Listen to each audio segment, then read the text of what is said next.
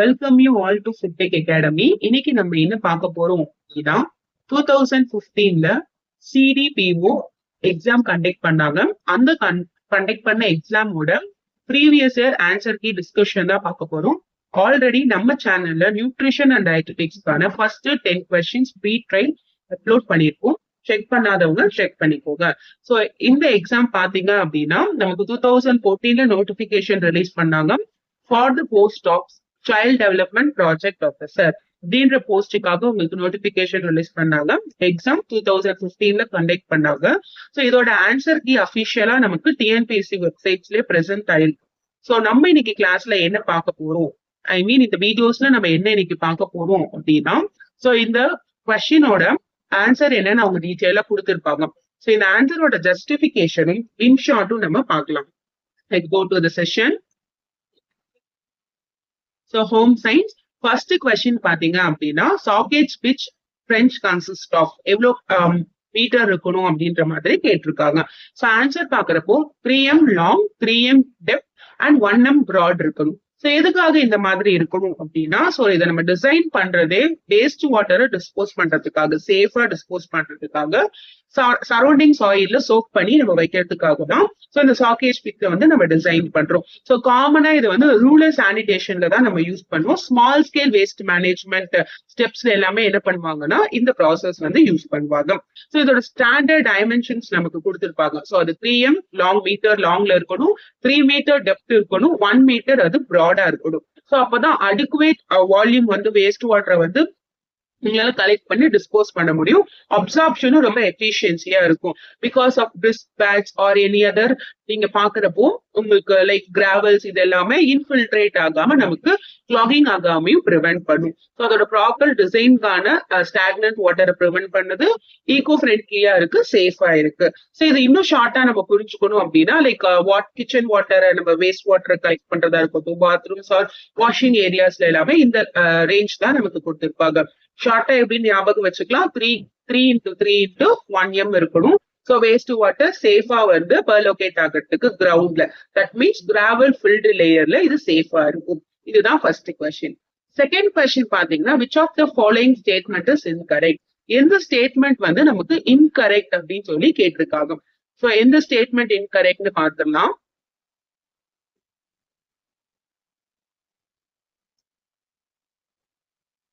Okay, which of the following statement? So டோட்டலா உங்களுக்கு 4 options கொடுத்துருக்காங்க. ஸோ இதை நீங்க ஃப்ரீ வெர்ஷனாவே என்ன பண்ணலாம்னா டிஎன்பிஎஸ்சில இருந்து டவுன்லோட் பண்ணிக்கலாம். அபிஷியல் வெப்சைட்ல ஆன்சர் கீழே டவுன்லோட் பண்ணிக்கலாம். கரெக்டான ஆன்சர் பாத்தீங்கன்னா, த member of gram panchayat have a tenure of 6 years தான் இன்கரெக்டான ஸ்டேட்மெண்ட். ஏன் இன்கரெக்டான ஸ்டேட்மெண்ட் பார்க்கலாமா?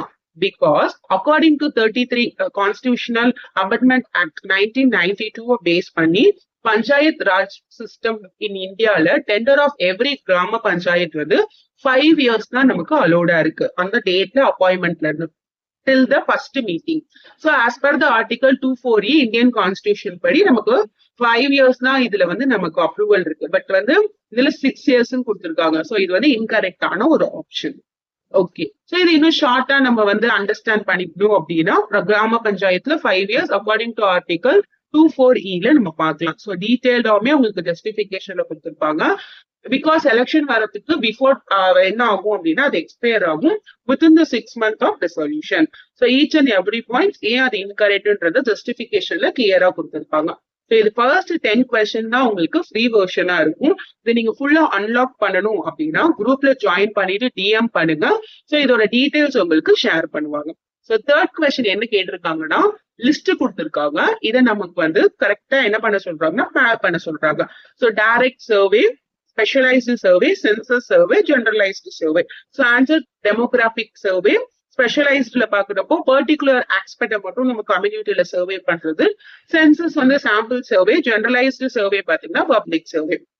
நம்மளோட அபிஷியல் டிஎன்பிஎஸ்சியில பாத்தீங்கன்னா so just question and answer மட்டும் தான் இவங்க கிவன் பண்ணியிருப்பாங்க. பட் நம்மளோட சேனல்ல பாருங்க, so full and full justification and இன்ஷார்ட்டையும் நம்ம கொடுக்குறோம். சோ இந்த மாதிரி நம்ம ப்ரிப்பேர் பண்றதுனால ரொம்ப வாஸ்டான டாபிக் என்ன பண்ணலாம் அப்படின்னா நம்மளால கவர் பண்ண முடியும். மோர் யூனிட்ஸ் வந்து நம்மளால கவர் பண்ணி அடுத்த டைம்ல நம்ம ப்ரிப்பரேஷனை இன்னும் ஸ்ட்ராங் பண்ண முடியும். ஸோ டைரக்ட் சர்வேனா என்ன அண்ட் ஸ்பெஷலைஸ்டு சர்வேனா என்னன்ற எல்லா டீடைல்ஸுமே இண்டிவிஜுவலைஸ்டா ஜஸ்டிபிகேஷன் அண்ட் இன்ஷார்ட்லயுமே உங்களுக்கு பிரசன்ட் ஆயிருக்கும். ஸோ டைரக்ட் சர்வே அப்படின்னா இண்டிவிஜுவல் இல்ல ஹவுஸ் ஹோல்டு சச்சஸ் ஏஜ், இது ஆக்குபேஷன், ஃபேமிலி சைஸ், இதெல்லாமே நம்ம வந்து டைரக்டா சர்வே பண்றதா நம்ம டைரக்ட் சர்வே அப்படின்னு சொல்லுவோம். அப்போ அது டெமோகிராபிக் சர்வேல நமக்கு கரெக்டா மேட்ச் ஆகும். ஸ்பெஷலைஸ்டு சர்வே அப்படின்னு பாத்தீங்கன்னா ஸ்பெஷலா ஒரு டார்கெட் ஸ்பெசிபிக் ஏரியாவை எடுத்து நம்ம அதை சர்வே பண்ண போறோம். எக்ஸாம்பிளுக்கு nutrition, health, education, sanitation etcetera. ஒரு பர்டிகுலர் ஆஸ்பெக்ட கவர் பண்ண போறோம். அப்ப அது கம்யூனிட்டியில பேஸ் பண்ணிட்டு தான் நம்மளோட கீவேர்டு. ஸோ ஸ்பெஷலைஸ்டு சர்வேன்னு வரப்போ community is the keyword. So third question பார்த்தோம் அப்படின்னா சென்சஸ். ஸோ சென்சஸ் வந்து நமக்கு சாம்பிள் சர்வேல வரும். பிகாஸ் டேட்டாவை கலெக்ட் பண்ணுவாங்க எவ்ரி இண்டிவிஜுவல் கிட்ட இருந்து அண்ட் யூனிட் பாப்புலேஷன்ஸ்ல இருந்து டேட்டாவை கலெக்ட் பண்ணி அன்லைக் லைக் எது எது மேட்ச் ஆகுது எது அன்லைக் ஆகுதுன்னு பார்த்து ஒன்லி சப்செட்டை வச்சுதான் நம்ம சர்வே பண்ண போறோம். தட் இஸ் சாம்பிள் சர்வேல நமக்கு வரும். மெத்தடாலஜிக்கல் பேசிஸ்ல இது வரும். So fourth one generalised survey. Generalised means public survey. For example ஒரு ப்ராட் ஓவர்வியூ ஆஃப் கம்யூனிட்டி எடுத்துக்கோனா அதுல எக்கனாமியும் பார்ப்போம், சோசியலும் பார்ப்போம், கல்ச்சரும் பார்ப்போம். ஸோ எல்லா ஆஸ்பெக்ட்ஸையும் நம்ம கவர் பண்றோம். ஜென்ரலா பாக்குறப்ப அது வந்து பப்ளிக் அண்ட் ஜெனரலைஸ்டு சர்வேல நமக்கு கீழே வரும். ஸோ ஷார்ட்டான ஆன்சர்ஸ்மே நம்ம கொடுத்துருக்கோம். ஸோ ஃபோர்த் கொஸ்டின் பாத்தீங்க அப்படின்னா இந்த செட்ல எது set of formal experimental design அப்படின்னு கேக்குறாங்க. சோ கொஸ்டின்ஸ் பாருங்க. சோ ஒரு 4 செட்ஸ் கொடுத்து இதுல எதுல ஃபார்மல் எக்ஸ்பெரிமெண்டல் டிசைன் கேக்குறாங்க. So option B completely randomised design, அதாவது ஃபேக்டோரியல் டிசைன் தான் set of formal experimental design சொல்றாங்க. ஏன் அப்படி சொல்றாங்க? ஃபார்மல் எக்ஸ்பெரிமெண்டல் டிசைன் பாத்தீங்கன்னா சயின்டிபிக்கலி ஸ்ட்ரக்சர்டு மெத்தடா இருக்கும். அதுல ஹைப்போதீசிஸை வந்து நம்ம டெஸ்ட் பண்ற மாதிரி இருக்கும். வேலிடிட்டி, ரியலபிலிட்டி அண்ட் ஆப்ஜெக்டிவ் வந்து நம்ம ரிசல்ட்ஸ்ல கொண்டு வர மாதிரி இருக்கும். ரொம்ப கேர்ஃபுல்லா இதை மேனிபுலேஷன் பண்ணணும். ஸ்டாட்டிஸ்டிக்கல் அனலைசிஸ்ல நம்ம யூஸ் பண்ணுவோம். இது நமக்கு 2 டைப் இருக்கு ஃபார்மல் டிசைன்ஸ்ல. கம்ப்ளீட்லி ரேண்டமைஸ்டு டிசைன் அப்படின்னு சொல்லி சிஆர்டி. ஸோ இது எல்லாமே நோட் பண்ணிக்கோங்க, ரொம்ப இம்பார்ட்டன்டான ஒரு point.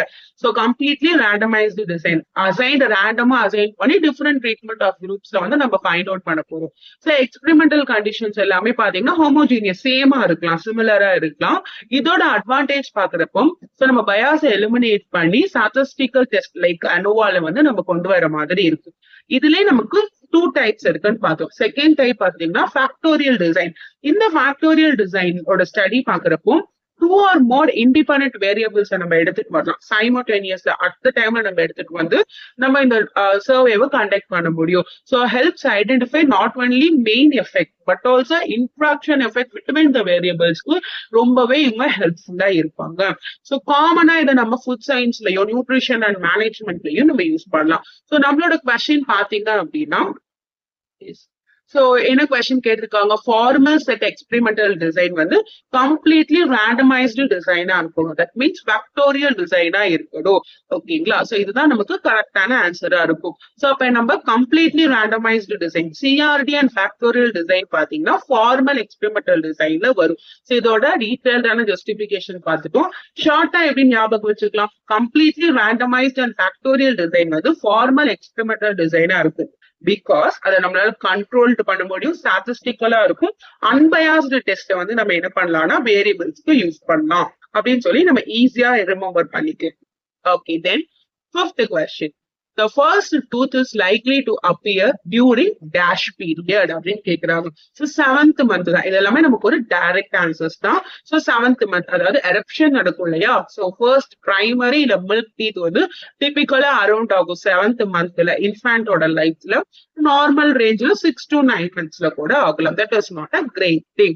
So lower central incisors are usually the first to appear. So followed by the upper centrical incisors. So then either genetical factors, nutrition, overall health may influenced ஆகிருக்கும். Individual childக்கு it will be different. So இது adequate நமக்கு calcium, phosphorus and vitamin D வந்து ரொம்ப சப்போர்ட்டிவா இருக்கணும் இந்த proper tooth formation. So early or delayed eruption நடக்குறாங்க அப்படின்னா in case nutritional or developmental issue வந்து சில்ட்ரனுக்கு இருக்கு, அப்படி சைல்டுக்கு இருக்கு, நம்ம மெயின் ஆயிடுச்சு. ஸோ இதை ஷார்ட்டா எப்படி நம்ம அண்டர்ஸ்டாண்ட் பண்ணிக்கலாம்? ஃபர்ஸ்ட் டூத் யூஸ்வலா வந்து 7th மந்த்ல நடக்கும். பிகினிங் வித் லோயர் சென்ட்ரிக்கல் இன்சஸ் தான் நமக்கு ஸ்டார்ட் ஆக போறாங்க அப்படின்னு நீங்க அண்டர்ஸ்டாண்ட் பண்ணும். பட் இந்த மாதிரி எக்ஸப்ஷன் கேசஸையும் நம்ம தெரிஞ்சு வச்சுக்கணும். ஸோ அப்போதான் நம்ம ப்ரிப்பரேஷன் பண்றப்போ ரொம்பவே யூஸ்ஃபுல்லா இருக்கும்.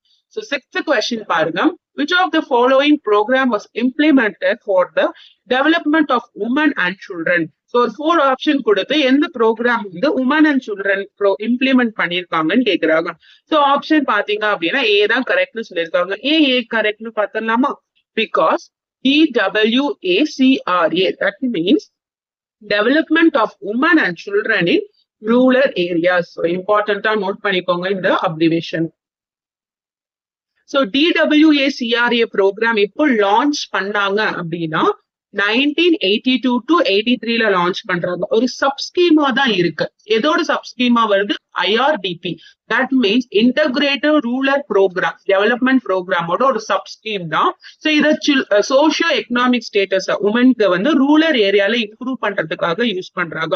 ஒரு செல்ஃப் ப்ரொமோட்டட் அதாவது எம்ப்ளாய்டு இன்கம் வந்து நம்ம என்ன பண்ணணும்னா எவ்ரி இண்டிவிஜுவல் உமனுக்கு ஜென்ரேட் பண்றதுக்காக ஸ்கில்ஸ் டெவலப் பண்றதுக்காக self help group CHGs use பண்றாங்க.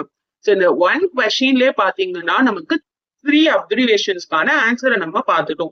ஃபர்ஸ்ட் வந்து DWACRA அப்ரிவேஷன் பார்த்தோம், IRDP அப்ரிவேஷன், SHGs அப்ரிவேஷன் பார்த்தோம். ஸோ இப்படி நீங்க கவர் பண்றப்போ ப்ரீவியஸ் இயர் கொஸ்டின் பேப்பரை கவர் பண்றப்போ வைடான ரேஞ்ச்ல நம்மளால டாபிக்ஸை கவர் பண்ண முடியும்.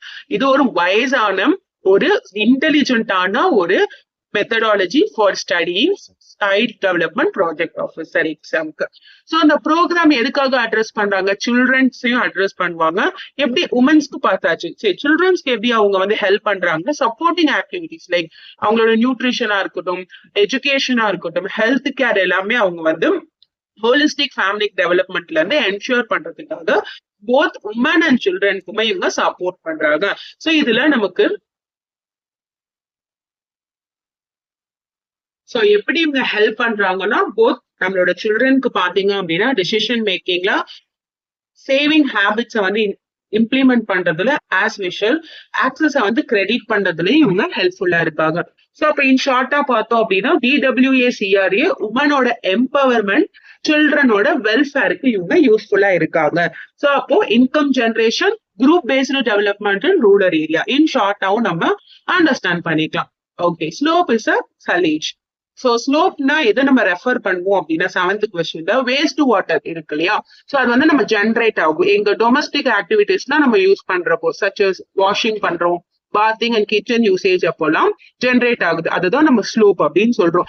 It does not contain any human excreta, but it may include soap, grease and food particles include பண்ணிருக்கு.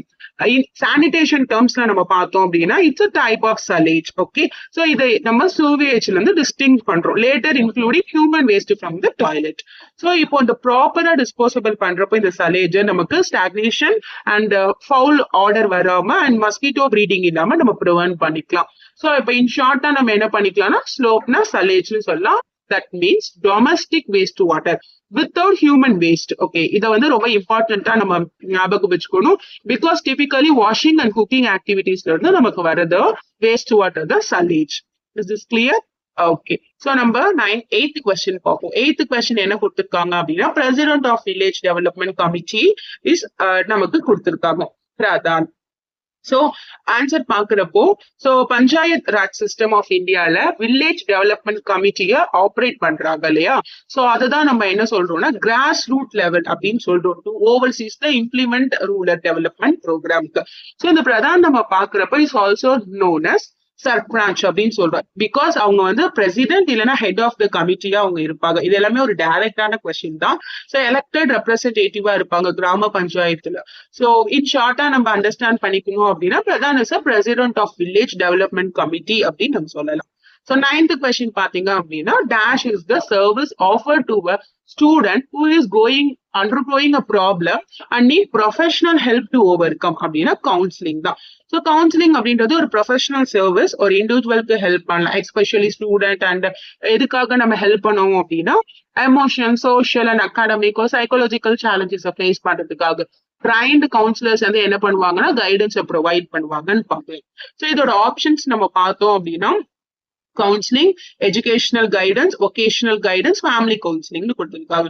ஸோ ஜென்ரலா நம்ம காமனான டேர்ம் ப்ரொஃபஷனல் ஹெல்ப் டு ஓவர் கம்னு கொடுத்துருக்கப்போ நம்ம கவுன்சிலிங் சூஸ் பண்றது தான் இது இம்பார்ட்டன்டான ஒரு கீவேர்டா இருக்கும். ஸோ அதை பத்தின தெரபியூட்டிக் ப்ராசஸ் எல்லாமே உங்களுக்கு டீட்டெயிலா எக்ஸ்பிளைன் பண்ணியிருப்பாங்க. இன் ஷார்ட்டா நம்ம சொல்லணும் அப்படின்னா ப்ரொஃபஷனல் கைடன்ஸ் இருக்கு இல்லையா? ஸோ ப்ரொஃபஷனல் கைடன்ஸ் அப்படின்னு சொல்றப்பவே counselling is the direct answer. So emotional சப்போர்ட்டுக்கு ஹெல்ப் பண்ணுவாங்க. ஸோ 10th கொஸ்டின் பார்த்தோம் அப்படின்னா இட்ஸ் ஒரு மேட்ச் மாதிரி தான். Buffet system, vending, tray service, self service.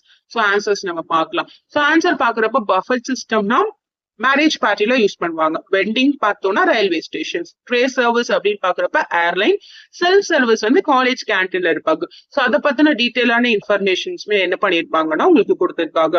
So ஏர்லைன்ல எல்லாம் பாத்தீங்கன்னா ஏர் டிராவல்ல நம்ம ட்ரே சர்வீஸ் தான் யூஸ் பண்ணுவோம். பிகாஸ் பேசஞ்சர் சீட்ஸ்ல இருந்து அவங்க வந்து நமக்கு பிக் ஆக மாட்டாங்கன்றதுனால. ஸோ வெண்டிங் வந்து ரயில்வே ஸ்டேஷன்ஸ்ல யூஸ் பண்ணுவோம். பிகாஸ் பப்ளிக் பிளேசஸ்ல நம்ம வந்து வெண்டிங் தான் நம்ம யூஸ் பண்ண போறோம். ஸோ செல்ஃப் சர்வீஸ் வந்து இன்ஸ்டிடியூஷனல் கேன்டீன்ஸ், அதாவது காலேஜ் கேன்டீன்ஸ்ல நம்ம யூஸ் பண்றோம். ஸோ ஸ்டில் நம்ம 10 கொஸ்டின்ஸ் வரைக்கும் நம்ம பார்த்திருக்கோம். இன் ஷார்ட்ல பஃபெட்னா marriage, vending is railway station, tray service airline and self service college canteen ஒரு இன்ஸ்டிடியூஷனல் கேட்டரிங் சர்வீஸ்ல யூஸ் பண்ணுவாங்க. ஸோ இதை நீங்க அன்லாக் பண்ணணும் அப்படின்னா ஸோ வாட்ஸ்அப்ல நீங்க குரூப்ல ஜாயின் பண்ணிட்டு டிஎம் பண்ணுங்க. ஸோ ஒரு டீடைல்டான உங்களோட குவரிஸை சால்வ் பண்ணுவாங்க. ஸோ இந்த மாதிரி கண்டென்ட் வேணும் ஆர்எல் சிடிபிஓ ரிலவெண்டடான உங்களுக்கு கண்டென்ட் நீடட் அப்படின்னா கமெண்ட் செக்ஷன்ல இது யூஸ்ஃபுல்லா இருந்துச்சா தென் உங்களுக்கு அப்கமிங்ல என்ன மாதிரியான வீடியோஸ் வேணும்ன்றதையும் மென்ஷன் பண்ணுங்க. Stay tuned with Food Tech Academy. Thank you. All the best, future CDPO officers.